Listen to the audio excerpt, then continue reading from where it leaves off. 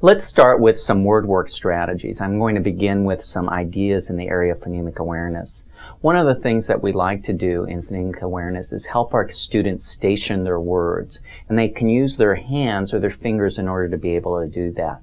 So for example, if I were to ask the students to listen to a word and pull out the sounds or segment the sounds.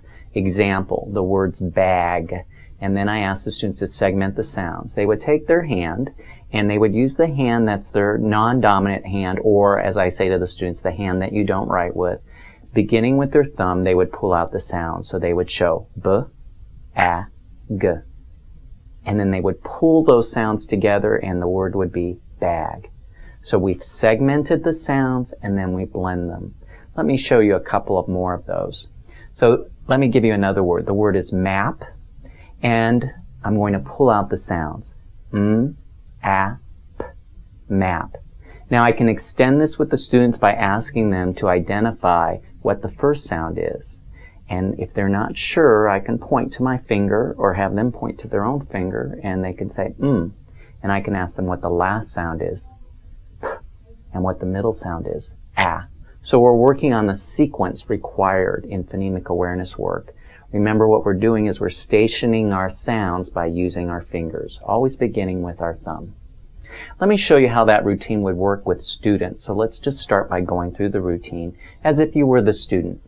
So my word is map, and I'd ask the students to repeat. So they've said the word map. Then I would put that word in a sentence because I want them to have some vocabulary understanding of the word. We were drawing a map in class to show us where we were going. The students would repeat that sentence. After they repeated the sentence, then I'd actually invisibly would throw out the word map as if I were throwing a ball to them.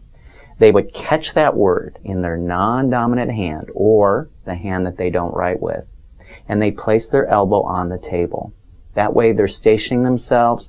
Their other hand is available for either writing or using magnetic letters if we took this into phonics. But since we don't have any visuals yet, we'll just start by pulling out the sounds again. M, a, p, map.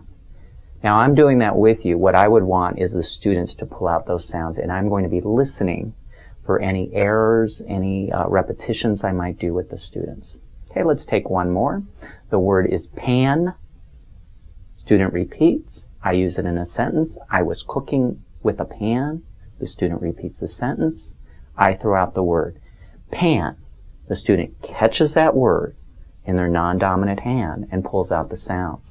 P, a, n. Pan. So the students have that word. Now that is phonemic awareness. Phonemic awareness, again, is the identification and manipulations of sounds in words. It's auditory and oral, but no visual. But now we can actually extend this phonemic awareness and move it into phonics and what we would consider spelling by actually doing the same procedure. But in this case, once we pulled out the sounds, the students would record those sounds on a sheet of paper, on a whiteboard, maybe represent those with magnetic letters. So that extends that into phonics because now we are producing the visual symbol.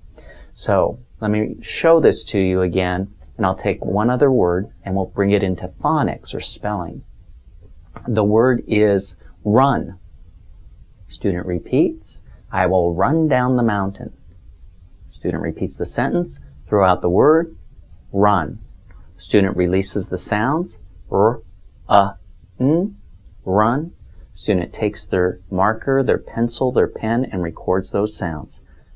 R, n, run. If they need to do this again, they can do that independently or with teacher guidance. And that would be what we would call finger blending, moving into finger spelling once we record the symbols.